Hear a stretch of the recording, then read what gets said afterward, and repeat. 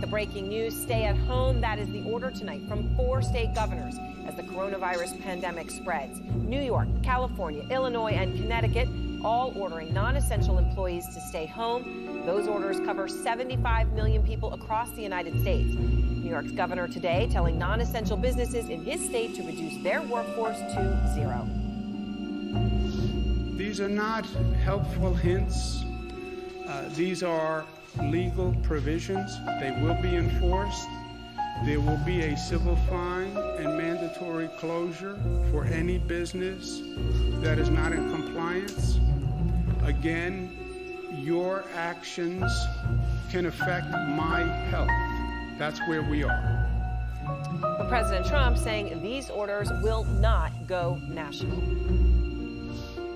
What Governor Cuomo has done in New York, is there any more consideration to a national lockdown to keep people in their homes? I don't think so. Essentially, you've done that in California, you've done that in New York. Those are really 2 hotbeds. Those are probably the 2 hottest of them all in terms of hotspots. I don't think so, because you go out to the Midwest, you go out to other locations, and they're watching it on television, but they don't have the same problems. So I've been on the sideline for years with my Dogman encounter. I watched the debates raging about what they are. I've seen YouTube channels attacking each other over their opinions. Well, let me tell you my story and give you my opinion. I don't believe they're flesh and blood creatures. I don't think they're interdimensional or aliens. I believe they're demons, real demons, and here's why.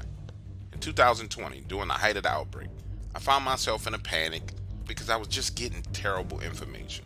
Watching the news, putting my faith in what man had to say. And that led to me just leaving, going out into the woods. I mean, I was over civilization as a whole. Didn't want to see people, hear people, even talk to them. That was what led me into the Appalachian Mountains, where I spent 3 months alone, living off the land. Now let me say this. My grandfather used to tell me stories about the Bigfoots. And I remember him telling me about the Bigfoots chasing them out of the woods, turning on the doorknobs at night, when they were kids. So to be clear, I knew there were things in these woods. Hell, I had even encountered a Bigfoot myself. But this Dogman creature, I'm telling you, it's gotta be a demon or some type of falling angel. Listen, I hike out 15 miles out into the woods, not a person in sight, and I start to find these strange things that don't make sense. The first thing I experience is this wall of thick, warm air. Understand, this is during March. It's cold in these mountains.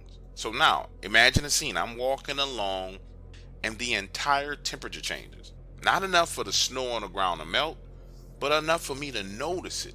So now, I have my hand extended out, walking, following along with it inside of this wall of hot air.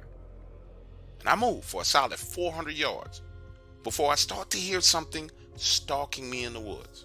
The craziest thing about the situation is the leaves aren't on the trees. I got clear line of sight. I hear it stalking me, but I don't see it. And that really freaking confused me. Now, I need you to understand my living situation while I was out there. I wasn't living in a tent. My base camp was a real bushcraft camp. A dugout built into the side of a ridge, right there on the entrance of a collapsed mining shaft. When I stumbled upon it and went inside, you could walk about 10 feet and then there was this wall of rocks. So I figured this would make the perfect shelter and I went to work. It took me 3 days to make it tolerable. By the 7th day, it was completely comfortable with a front door, a smokestack, and it felt secure and safe. Now, the reason why I explain this to you is because I need you to understand that I wasn't living in a tent during the wintertime like some fool. Nonetheless, the first time I encountered this Dogman, and by encounter I mean I saw one of these creatures, was daytime, no later than 12 noon. I was inside my dugout with the door closed, cooking beaver. It was the only thing I had been able to successfully and consistently trap over a 10-day period when I see something walk by the closed door. And whatever it was huge, because it took one giant step, wham, it was gone. So I go out the door and look around and only find one print, one huge canine footprint. Talk about being flabbergasted. I'm searching the area, trying to find another footprint, because this one was the size of my hand. And I just knew there had to be another print within the vicinity, and there was absolutely nothing. I circled over and over and over and over, making circles, widening the search, looking for another print, but couldn't find anything. Get this, the next day I'm headed down, trying to break the ice so I can set some traps to catch fish. This area is not big enough to be called a lake. It's more like an oversized pond that was created by the runoff from the mountains, but it's surrounded by these tall reeds. But understand, it's wintertime. These reeds are dried up and dead. So when you walk through them, it's noisy. I'm talking about really, really noisy. And to get to the water, you have to go through about 25, 30 yards of these loud reeds. Picture the scene. I'm there, breaking the ice, setting traps, when I hear the reeds on the other side of the pond begin to move. There is no way you can mistake that sound. There's no breeze blowing. It's clear as day. The reeds are moving, but looking over in the direction of where now I see the movement, there is nothing there. I mean, absolutely nothing. And again, I need you to understand these reeds are dead. You can see through them. It's not like it's overgrown and you can't see. I'm looking with my own two eyes, seeing them move and not seeing a freaking thing, man. Now, when you're in a situation like that out in the woods all alone, it's very, very important that you keep your wits about yourself and don't allow yourself to go into fear. I'm telling myself, listen, that's just some small animal low to the ground moving through the reeds that you can't see. No, no, no, no, no, no, no, no, no, no. So I do a quick scan low to the ground, and bro, that's when I see these red eyes. Do this. Take your fist, ball it up.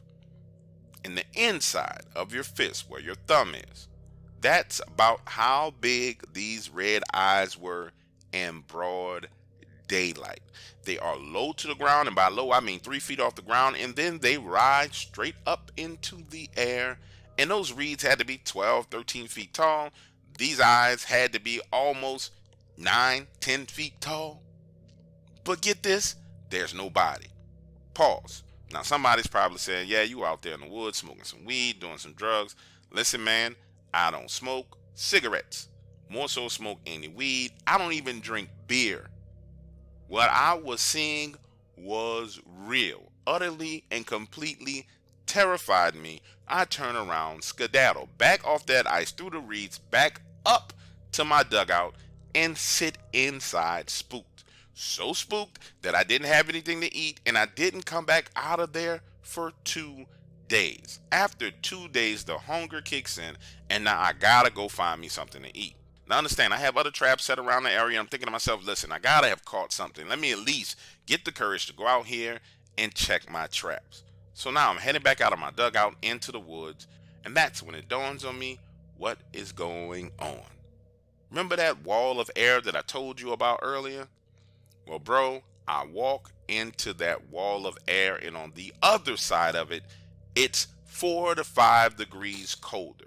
And I come to the realization that somehow that wall of air has moved, and I am literally inside of it.